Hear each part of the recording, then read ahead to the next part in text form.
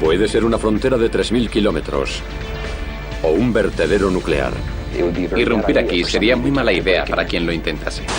Puede ser un candado o un control biométrico o la cámara acorazada de un banco. Puede ser una barrera de hormigón, una jaula de acero o vidrio orgánico antibalas. Todos están diseñados con una misma intención, sea por tierra, aire o mar. Todos están diseñados para proteger un recinto. Hoy, manténgase alejado en Maravillas Modernas.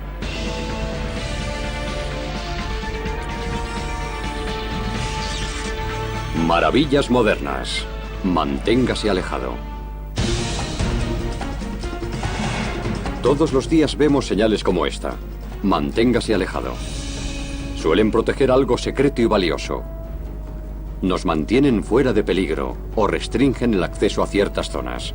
Pero detrás de estas advertencias se halla el negocio de mantener a la gente a raya.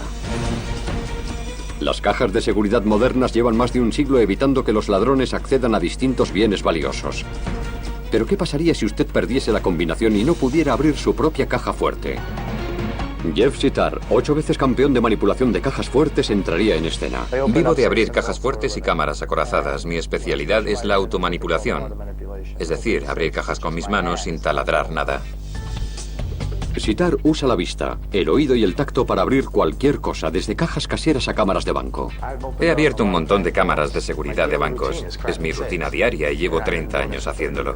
Practico entre las 9 de la mañana y las 5 de la tarde, 6 días a la semana. Es lo que hago a todas horas. Además de sus sentidos, la única herramienta que Sitar usa es una lupa para examinar el dial y un amplificador de sonido. Desafiamos a Sitar a abrir un depósito de 60 toneladas de un banco de Nueva Jersey que puede tener unos 100 millones de combinaciones.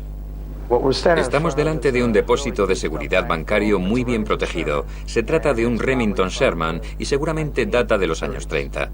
No sé qué número voy a probar primero. Cada uno se lee de forma distinta, así que tengo que hacerme con la personalidad de la cerradura y luego diseñar un plan de ataque.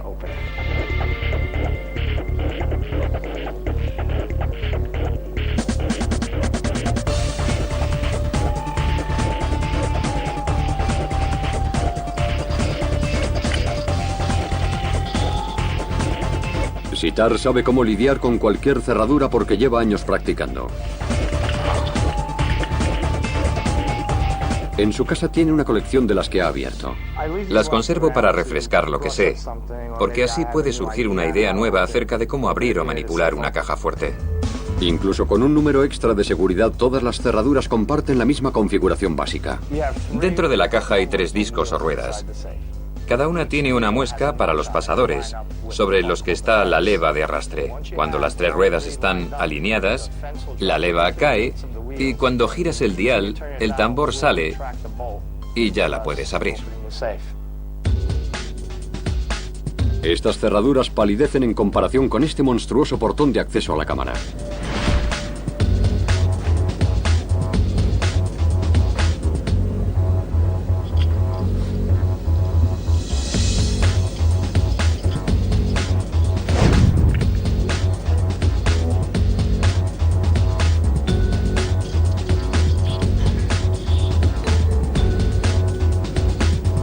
No voy a ocuparme del portón, sino de la cerradura, que podría estar en una puerta más pequeña. Sigo con la cerradura.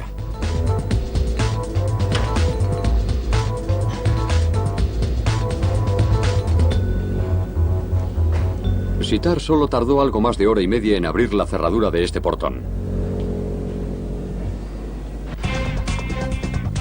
Aunque los portones y las cámaras acorazadas de los bancos cada vez son más sofisticados, las cerraduras apenas han experimentado cambios. El concepto de cerradura mecánica no ha cambiado en más de 150 años. Es bastante significativo. Mientras algunas empresas se centran en las cajas fuertes y las cámaras para proteger objetos de valor, Total Security Solutions, una empresa situada en Fowlerville, Michigan, crea sistemas para proteger a los trabajadores que manejan dinero. En sus instalaciones también observamos la señal manténgase alejado. Diseñamos, fabricamos e instalamos paneles a prueba de balas para bancos, gasolineras, mutuas, oficinas de correos, farmacias y demás. La parte más visible del sistema es el plástico transparente situado entre los clientes y los empleados. Pueden ser paneles de acrílico de 1 o 2 niveles o de un material policarbonatado de 3 niveles. El acrílico de nivel 1 sirve para parar una bala de calibre pequeño. El nivel 2 es para una de calibre .357 y el panel de nivel 3 puede parar la bala de una Magnum 44 o de una ametralladora de 12 milímetros. La protección no termina con los paneles de acrílico. También hay fibra de vidrio a prueba de balas. La fibra de vidrio se usa en lugares donde no se ve, es decir, donde no hace falta una superficie transparente. Este material formado por varias capas se reblandece cuando una bala lo alcanza. Las capas se separan y absorben la energía del impacto. Esta es la marca de una bala. Si observamos el panel en transversal, podemos distinguir todas las capas. Estas capas evitan que la bala atraviese el panel. Los clientes más asiduos de este dispositivo son los bancos. Es lo que llamamos un sistema exento. Es más ligero y más amable que las viejas barreras de acero. Lo que estamos viendo aquí es lo que llamamos un sistema de ventana en arco. Este dispositivo permite la transmisión de la voz al mismo tiempo que constituye una férrea barrera que veda el acceso a cualquiera que quiera entrar o atravesarla con balas. Si alguien dispara, estos contrafuertes evitan que la bala atraviese el panel. Y gracias al sistema antirrebote, nadie que esté a los lados recibirá el balazo. Pero las personas que trabajan al otro lado tienen que interactuar con sus clientes. Para hacerlo de forma segura existen unas bandejas que permiten a los clientes pasar dinero y documentos a través de la barrera de seguridad. Para intercambios de mayor tamaño se usan las dobles puertas. El objetivo es que solo haya una puerta abierta a la vez. Tiene un sistema de bloqueo que funciona así. Abres esta puerta y colocas el dinero o el paquete aquí. Mientras tanto, la otra no se abre. Cuando la primera puerta está cerrada y asegurada, entonces se abre la segunda, y la primera no. Están hechas de acrílico antibalas. Las fabricamos de cualquier tamaño, altura y profundidad.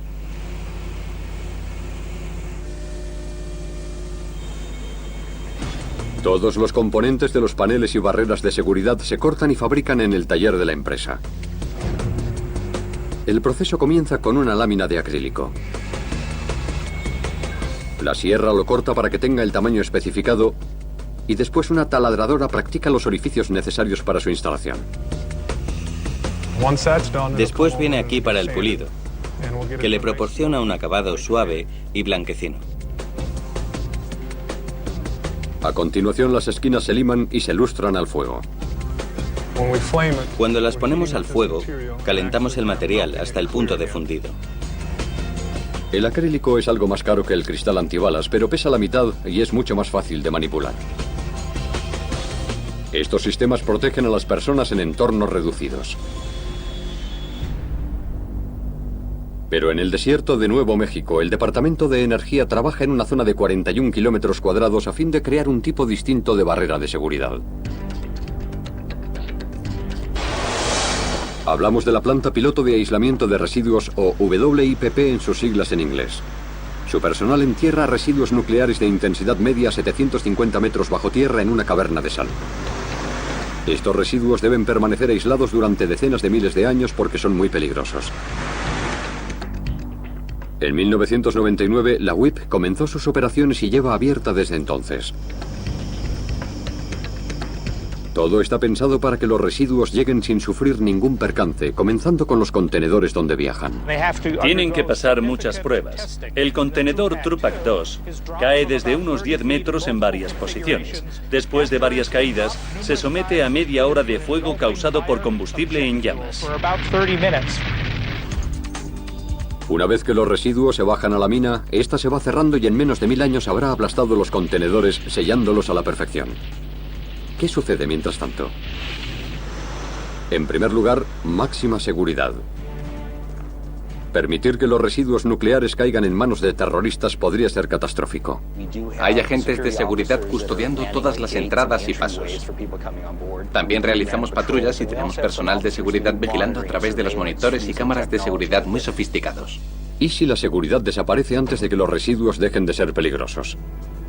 Para proteger a las generaciones venideras, las instalaciones necesitan señales de aviso que duren hasta 10.000 años. Una de las cosas que el Departamento de Energía tuvo que demostrar ante la Agencia de Protección Medioambiental antes de que la WIPP abriera es que poseía un sistema de control que impidiese el acceso de las personas durante 10.000 años. Intente pensar en una señal tan longeva como la propia civilización. El simbolismo es una disciplina difícil. Para una cultura, la calavera y las tibias cruzadas representan el peligro y quieren decir no entre. Pero para otras es el símbolo de la vida. El mejor ejemplo actual de símbolo universal es el de los colores rojo, amarillo y verde, que en casi todas partes son lo mismo: parada, precaución y paso libre. La planta ha de contar con 48 señales de superficie a lo largo de su perímetro y también dentro. Además, en el corazón de la WIPP hay un centro de información. Ambos tienen avisos en 6 lenguas oficiales de la ONU y en navajo, un idioma de los indígenas de esta región. Hemos extraído importantes lecciones de la piedra Rosetta, cuyos símbolos pudieron ser descifrados y desencriptados mucho antes de ser compuestos. Nos basamos en las lecciones de la historia para replicar lo que se hizo en el pasado. El proceso de enterramiento de residuos terminará alrededor de 2030. Entonces la instalación cerrará, aunque el personal de seguridad permanecerá. Para entonces la caverna albergará 85.000 metros cúbicos de residuos nucleares de intensidad media o transuránicos. O expresado de otra manera, todos esos residuos ocuparían la superficie de un campo de fútbol americano hasta una altura de 17 metros. Aún así, en los Estados Unidos hay 45.000 toneladas de residuos nucleares de intensidad alta de los que hay que librarse para siempre. Cualquier instalación que los albergue tendrá que ser todavía más segura que la WIPP. Señales, guardias y verjas mantienen a las personas alejadas de esta potente amenaza. Pero otros protegen sus pertenencias con distintos tipos de cerrojos, cuya clave podría ser la punta de su nariz.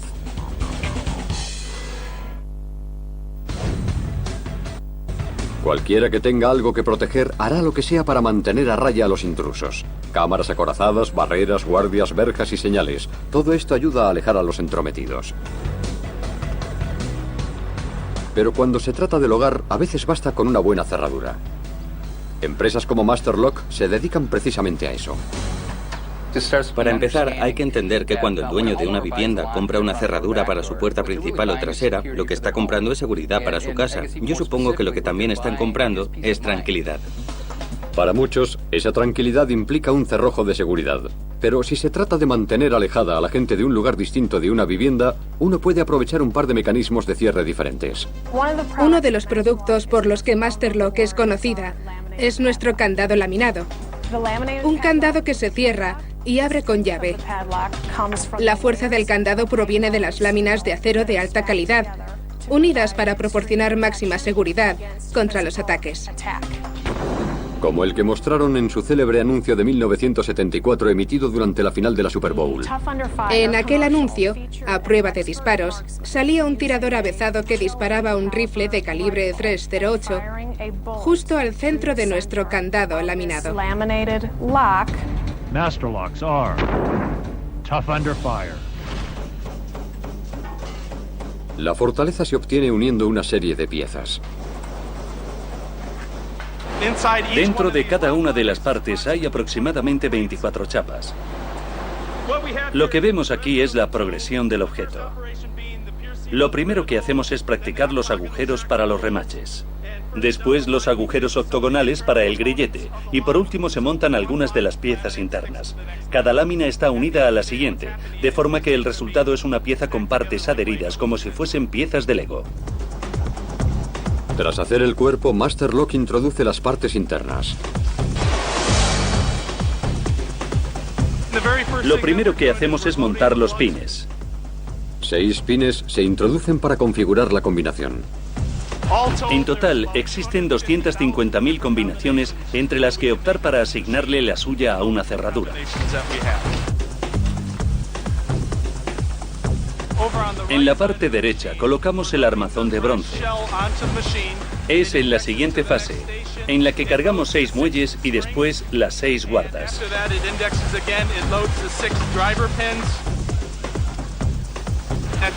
En el centro cubrimos el tambor o rodete con el armazón de bronce.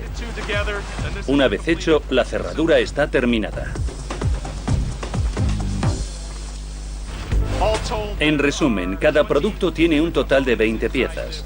6 pines, 6 guardas, 6 muelles, un tambor y un armazón. El usuario mete la llave. Las muescas de la llave alinean los 6 pines, permitiendo así que el tambor gire y abra la cerradura. Master Lock prueba todos sus productos para cerciorarse de que no fallen.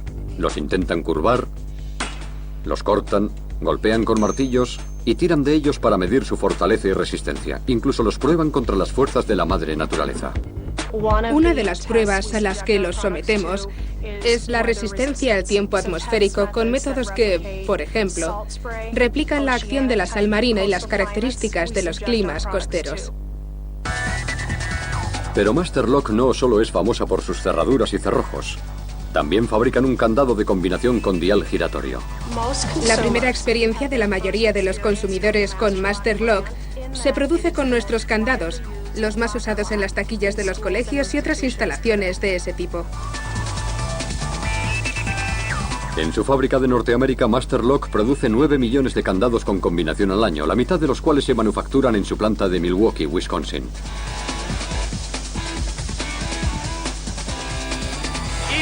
Cada uno tiene 20 piezas distintas. Todas las de este candado se hacen aquí, en Milwaukee. En la sección de autoprensado, que vemos detrás de mí, hasta el final pasan por unos 40 procesos y terminan en esta máquina. Cada parte se coloca por separado, hasta que el candado sale terminado y probado. De esta máquina sale uno cada 2 segundos, lo que equivale a 18.000 piezas al día. Pero no solo los monta, sino que garantiza que funcionan. Una de las características únicas de esta máquina es que es capaz de hallar la combinación, girar el dial, abrir y cerrar el candado, y todo en un ciclo de 2 segundos. Sea un cerrojo fijo de puerta o un candado para el garaje, una buena cerradura marca la diferencia entre que alguien pueda o no colarse en su vivienda. Cada cerradura tiene una clave o llave individual de apertura, pero ¿qué ocurre si aquella cae en malas manos? Para que las personas adecuadas puedan entrar y las malas no, las empresas usan la biométrica, una disciplina que estudia llaves y combinaciones que ni se pierden ni se olvidan. La biométrica es un modo de identificar a un individuo basándonos en una característica física o biológica. La idea de clasificar a una persona por medio de rasgos corporales únicos como cicatrices y tatuajes tiene milenios de historia. Hace 4.000 años, los babilonios usaban las huellas de los pies sobre tablas de barro para cerrar tratos comerciales. Los atentados del 11 de septiembre aumentaron la necesidad de seguridad biométrica. Esto llevó a la creación de Biometric Services International, Servicios Biométricos Internacional en Virginia Occidental, un organismo dependiente del Proyecto Nacional de Seguridad Biométrica. En la actualidad, la biométrica es la tecnología de seguridad más avanzada que se puede proporcionar. Una modalidad de seguridad biométrica cada vez más popular es la identificación facial. Aunque se usa mucho a la hora de identificar a delincuentes, se está adaptando a las cerraduras de las puertas. Este es un dispositivo de identificación fácil en 3D. Esto de aquí es la captura de datos. Si quisieras verificar la identidad de alguien que llega a tu puerta, usarías algo muy parecido. Es el primer paso del proceso.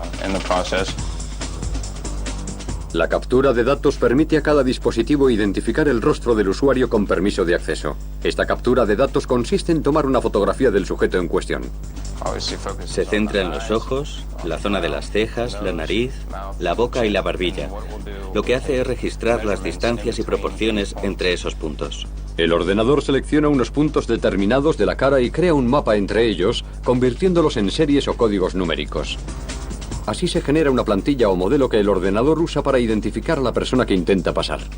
A partir de ese momento, cada vez que te muestres ante el aparato, tendrás que permanecer frente a él un instante y después listo para entrar. El dispositivo anterior usa varios puntos del rostro.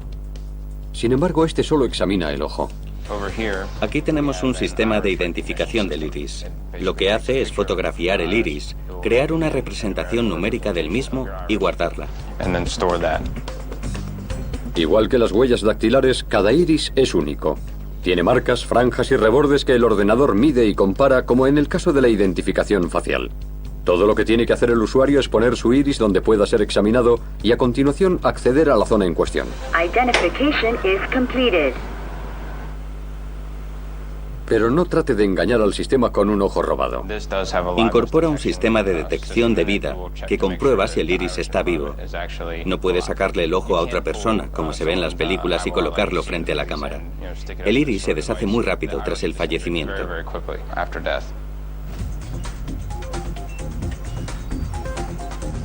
Una de las aplicaciones más conocidas de la biométrica es la identificación mediante huellas dactilares. Este sistema se remonta a finales del siglo XIX.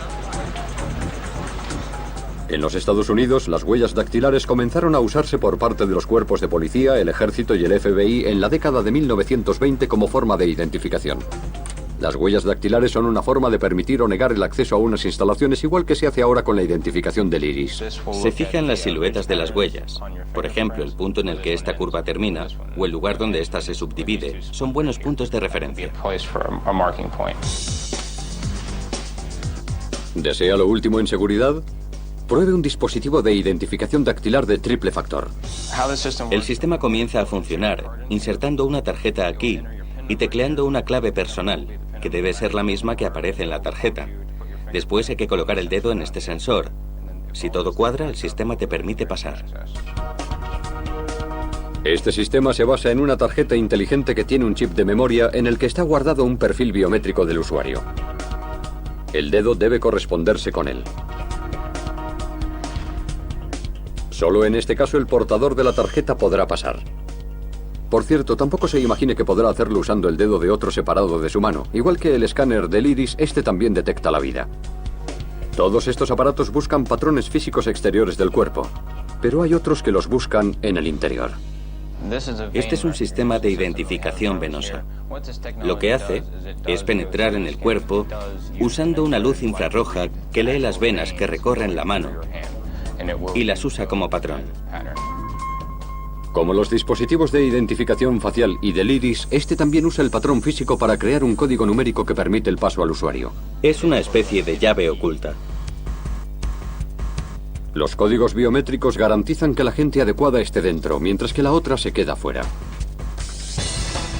Pero cuando se trata de proteger una frontera de 3.000 kilómetros hace falta algo diferente.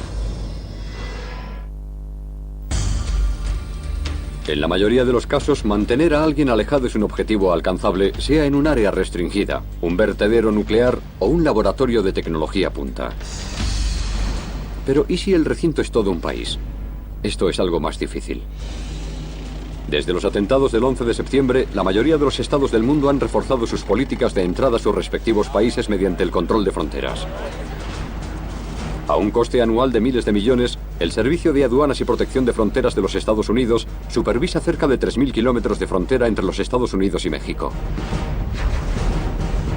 La más larga vigilada que existe entre dos países vecinos en todo el planeta.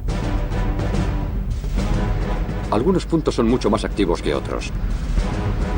La entrada de San Isidro al sur de San Diego, California, soporta una cantidad enorme de tráfico fronterizo.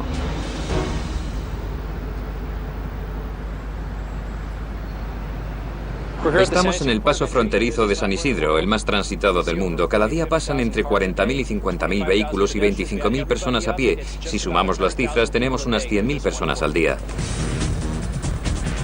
Lo que hace un total de 36 millones de personas en tránsito por este paso al año. Pero los agentes hacen más que comprobar la presencia de visitantes ilegales.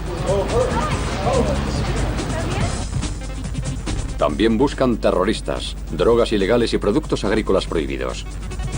En un día normal solemos interceptar entre 100 y 200 personas cometiendo delitos. Estas largas filas son una molestia, pero proporcionan más tiempo para atrapar a los delincuentes. Tenemos equipos de agentes que trabajan con o sin perros, animales capaces de detectar muchas cosas sin abrir el maletero. El olfato desarrollado de los perros es fundamental a la hora de hallar armas y drogas, dinero y personas. Pero los perros son solo uno de los filtros que el Servicio de Aduanas y Protección de Fronteras de los Estados Unidos usa para detectar intrusos incluso antes de que se presenten ante los agentes. Sin embargo, el sistema no ha sido siempre tan eficaz y seguro. La cosa ha cambiado mucho, sobre todo después del 11 de septiembre. Por ejemplo, estos volardos de plástico sirven para evitar que haya cambios de carril, que la gente vaya avanzando para evitar las inspecciones. Esto es un lector de tarjetas de identidad de radiofrecuencia. Lo que hace es proporcionar información sobre las personas que pasan dentro de un vehículo antes de que lleguen a las garitas. Esto sirve para leer las matrículas de los coches. Si el vehículo es robado o hay algún problema, lo sabemos antes de que el conductor llegue al puesto del agente. Los que superan la batería de inspecciones y verificación de documentos pueden entrar en los Estados Unidos. El resto se somete a una inspección adicional durante la cual los vehículos sufren un examen más pormenorizado. A veces, incluso con rayos X. Podemos radiar el coche entero al pasar, tanto desde los lados como desde arriba, para ver todo lo que hay dentro. No todos los pasos ilegales se producen en los 39 pasos fronterizos. De hecho, la mayoría de los clandestinos los evitan. Para atacar el problema están las patrullas de fronteras. Su despliegue comienza en San Isidro con 2 verjas de casi 8 kilómetros de longitud. Cualquier persona que esté aquí es bien uno de los nuestros o alguien que quiere entrar ilegalmente. Antes de 1994 esto estaba plagado de tráfico ilegal de extranjeros. Había grupos de cientos de ellos que entraban corriendo a lo Banzai y no teníamos suficiente personal, ni tecnología, ni infraestructura para lidiar con este tipo de tráfico. En 2008, desde Texas a California ya había más de 750 kilómetros de verja entre los Estados Unidos y México y se espera que haya más. Aunque estas verjas y el aumento de las patrullas ha disminuido el tráfico ilegal cerca del paso de San Isidro, la zona no carece de peligros. Acabamos de recoger 700 metros de artefactos arrojadizos. Lo recogemos porque en esta zona hay muchas agresiones y nos interesa saber dónde estaban sus perpetradores cuando se pusieron a arrojar piedras y botellas a los agentes. 1/4 parte de todas las agresiones registradas en los Estados Unidos se producen en San Diego y cerca del 80% de ellas en esta zona. Para enfrentarse a los individuos que intentan saltar la verja, el Cuerpo de Ingenieros del Ejército ha construido una verja adicional para las patrullas de fronteras. Detrás de mí está la verja secundaria, erigida en 1996 para ayudarnos a controlar esta zona. A finales de 2007 añadimos las espirales de alambre que hay encima. Pero esta verja de 7,5 kilómetros no persuade a todos. La instalación ha sufrido algunos desperfectos, debidos a individuos que llegan, usan un hacha o algo así para cortar los alambres y se valen de una sierra eléctrica o circular para hacer un orificio. En esta zona hemos tenido que doblar la verja y colocar lo mismo en ambas partes por los daños. Lo bueno de haberlo hecho así es que cualquiera que quiera romperla tardará un buen rato en hacerlo y eso nos dará tiempo para reaccionar. Una carretera plana y asfaltada. Sin embargo, la mayoría de las zonas fronterizas están en terrenos más agrestes. Los agentes tienen que usar vehículos todoterreno y caballos para patrullar y vigilar estas zonas. Aún así, las patrullas de fronteras usan algo más que ojos. Este es un centro de vigilancia remota por vídeo. Es uno de los muchos que existen a lo largo de la frontera. Se informa a los agentes de las actividades observadas para que puedan responder y hacerse cargo de lo que esté pasando. Este sistema de cámaras cubre una zona de casi 8 kilómetros entre 2 pasos fronterizos. Dependiendo del nivel de actividad, cada operador observa hasta 4 imágenes a la vez. Pero la oscuridad de la noche plantea otros retos. Ubicados en las cimas de las colinas hay visores nocturnos equipados con tecnología de infrarrojos. Cada uno depende de un agente situado dentro de un vehículo. Este tiene un alcance de 1,5 km, dentro del cual es posible contar de forma precisa cuántas personas están corriendo o intentando cruzar la frontera. El control es remoto y se maneja así, arriba, a la izquierda y a la derecha. También se puede usar el zoom sobre un individuo o una zona de sospechosos. No se trata de un videojuego de visión nocturna. Aquí hay mucho en juego. Uno tiene que conocer muy bien su zona antes de pasar la información de lo que ve a los agentes que están sobre el terreno, porque ellos no ven nada. Para ellos todo está negro. Todo lo que saben es que hay alguien ahí que puede estar cerca de ellos. A pesar de todos estos instrumentos sofisticados, algunas organizaciones estiman que cada año más de 500.000 de personas cruzan la frontera entre Estados Unidos y México, ilegalmente. Las verjas, las barreras y los perímetros de seguridad no son patrimonio exclusivo del Servicio de Aduanas y Protección Fronteriza. Los lugares de alta seguridad como los bancos, las instalaciones militares y las plantas químicas dependen de distintas barreras para cortarles el paso a los intrusos. La mayoría son permanentes y tienen forma de grandes bloques, aunque otras son portátiles y permiten el paso a visitantes autorizados. Pero todas tienen algo en común. Tienen que superar pruebas previas. La Administración Federal de Carreteras de los Estados Unidos y el Departamento de Estado se encargan de testar y aprobar los productos de las empresas del sector, estrellando cosas contra ellos una y otra vez. El test para evaluar estos productos es el M50, que comprueba si la barrera es capaz de soportar el impacto de un vehículo de 6.800 kilos a una velocidad de 50 millas, 75 kilómetros por hora. Pero hay más de un modo de frenar a un camión en movimiento. La GRAB, o barrera retráctil para automóviles, es una tecnología desarrollada por Universal Safety Response. Todo comenzó cuando su fundador y presidente presenció un terrible accidente mortal de tráfico. Poco después de aquello estaba viendo en Canal Historia un programa sobre aviones de la Segunda Guerra Mundial. Mostraban cómo los sujetaban con una red si perdían el cable al aterrizar sobre un portaaviones. Entonces pensé, si se puede sujetar un avión, también se podrá sujetar a un vehículo. Entonces su empresa diseñó el GRAB como barrera no letal y lo hizo de tal manera que fuese fácil de manejar. El GRAB es un sistema de barrera activa para vehículos. Lo que hace es facilitar o denegar el acceso a vehículos que intentan entrar o salir de un sitio. Con un simple botón, la barrera se alza o baja en 2 segundos o incluso menos. ¿Pero puede un sistema no letal funcionar igual de bien que otros? Además de 14 pruebas satisfactorias, el sistema GRAB ha sufrido más de 115 impactos en la vida real por todo el país, y los ocupantes de los vehículos siempre salieron ilesos, como mucho una marca por el roce del cinturón de seguridad. Desde que abrió en 2001, esta empresa ha entregado más de 300 unidades de GRAB. El Servicio de Aduanas y Protección de Fronteras mantiene a distancia a los terroristas de superficie, pero ¿qué tecnologías son necesarias para mantener los cielos libres de indeseables?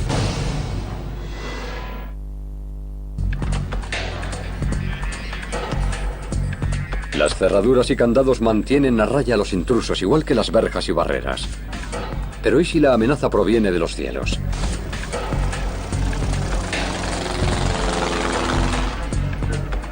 En el Centro de Operaciones Aéreas y Marítimas del Servicio de Aduanas y Protección de Fronteras en Riverside, California, el personal trabaja vigilando el espacio aéreo de los Estados Unidos para la aviación civil 24 horas al día, los 7 días de la semana. Tenemos la responsabilidad de saber quiénes son y asegurarnos de que van a donde se supone que tienen que ir. Cada agente de detección se encarga de una zona.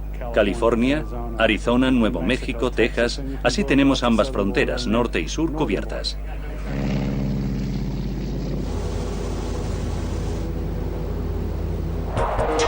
Con más de 87.000 vuelos al día en todo el país, es necesario dividir la vigilancia en secciones, especialmente durante el día. Es cuando la mayoría de la gente vuela.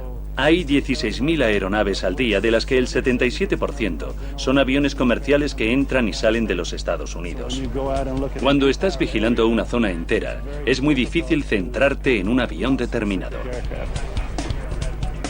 El radar es fundamental.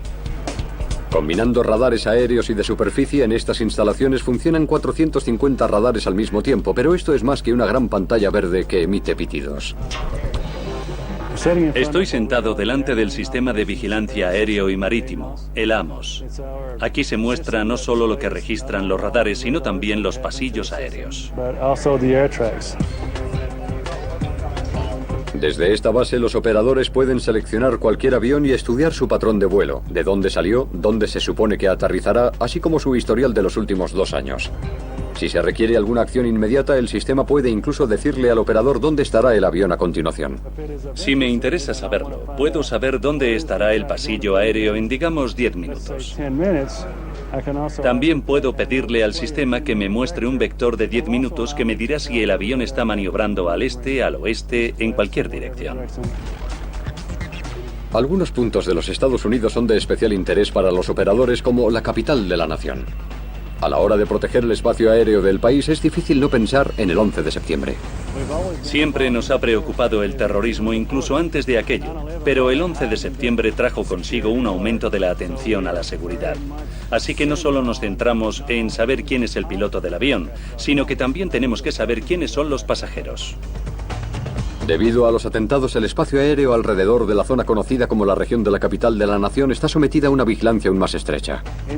Cualquier avión que se coloca a una distancia de 45 kilómetros de la zona tiene que hablar con las autoridades federales de aviación. Si vuelve a ocurrir algo parecido al 11 de septiembre sobre el espacio aéreo de la capital, se transmitirá a los canales de televisión mediante un sistema telefónico. Aunque esa línea se usa tanto para la capital como para el resto del país. Así, si el presidente se traslada, todas las personalidades importantes lo harán también.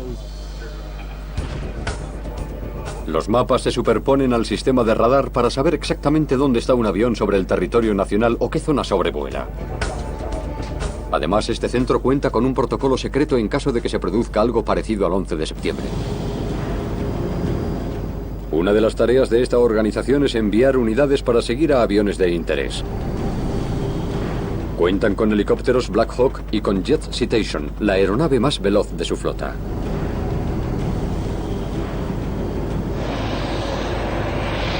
Pero quizá uno de los ingenios más útiles que tiene a su disposición no necesita piloto, al menos en el aire. Estamos en el centro de control de tierra. Es un sistema automático que usamos para manejar al avión sin piloto. Es el Predator B y puede volar a una altura de 17.000 metros con una autonomía de 12 horas. Está equipado con un sensor de infrarrojos que puede enviar imágenes en directo al centro de control. Desde aquí lo controlamos todo. Hay un piloto que se sienta a la izquierda y un operador del sensor que se sitúa a la derecha. El operador se encarga de la cámara. Orienta los infrarrojos hacia el lugar que necesitamos ver y el piloto guía el avión. También hay un técnico que se ocupa de los problemas mecánicos que puedan surgir. La agencia está aumentando su flota de aeronaves sin piloto para proteger el espacio aéreo, pero la pregunta más importante que se plantea es: ¿qué ocurre si este centro se topa con un peligro potencial en el cielo? Entonces, lidiamos con el avión según nuestro protocolo de seguridad. Lo seguimos, le obligamos a aterrizar y entrevistamos al piloto como debemos. ¿Cómo se llama usted? Si el piloto no coopera durante el vuelo o su conducta se torna más amenazante, interviene el Departamento de Defensa.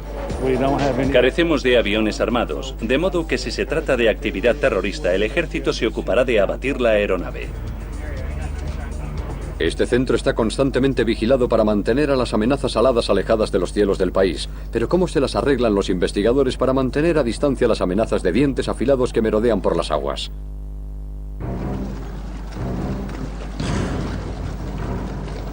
Esta imagen causa temor a muchas personas. Cada año se producen casi 70 ataques de tiburones a seres humanos. Desde luego, la forma más segura de evitarlos es quedarse fuera del agua. Sin embargo, estos investigadores no tienen opción. Para estudiar a los tiburones tienen que introducirse en su entorno. La forma más segura de hacerlo es en uno de estos. El biólogo marino Luke Tipple lleva buceando con los tiburones de forma profesional desde 2000 y sabe lo mucho que vale una buena jaula. Una jaula de tiburones nos permite acercarnos al animal y observar su conducta sin preocuparnos de que nos afecte de forma adversa. La jaula está diseñada para que los buceadores puedan permanecer en su interior sin que los tiburones entren, pero sería inútil si no pudiésemos ver a los tiburones. Por esta razón, hay una abertura a esta altura, que es donde suelen estar. Si vienen a por nosotros, la ventana es demasiado pequeña para que puedan entrar, y normalmente se van. Es muy inusual que un tiburón pueda quedarse atrapado o entrar a través de las ventanas. De hecho, la misma jaula actúa como repelente visual. Los tiburones tienen muy buena vista, así que distinguen bien la jaula. En principio no es algo contra lo que quieran cargar o golpear, porque la jaula emite una señal eléctrica a través del agua que ellos perciben y les hace sentir curiosidad, pero no les entran deseos de morderla, ni se sienten amenazados por ella. Pero aunque de forma accidental un tiburón la mordiera, su mordisco no es tan fuerte. Hay que medirlo bien, claro, pero no es tan fuerte como para traspasar el aluminio. Seguramente lo mordería, sentiría algo extraño y después se iría. Normalmente los tiburones no muerden las jaulas. Las mordeduras suelen ser provocadas por el mal uso de pescado muerto y sangre como atrayentes, lo que se conoce como carnaza por parte de buceadores aficionados. Pero aunque las jaulas no les sepan bien a los tiburones, su diseño y construcción deben seguir unos parámetros especiales. Esto es aluminio marino. Todas las barras son de aluminio TIG. Para las jaulas de tiburones, todo el aluminio se somete al proceso de soldadura TIG. Este sistema garantiza más resistencia, el metal está mejor soldado y esto mantiene a los tiburones fuera de la jaula y evita que la rompan y se metan dentro. Cada jaula se construye teniendo en cuenta el tipo de tiburón para la que será usada. De lado a lado la ventana mide 30 centímetros para garantizar que ningún tiburón pasará por ella. Si se trata de tiburones más pequeños, disminuimos el tamaño. Esta jaula es para una zona de grandes tiburones blancos, así que 30 centímetros es más que suficiente para el tamaño de esos tiburones.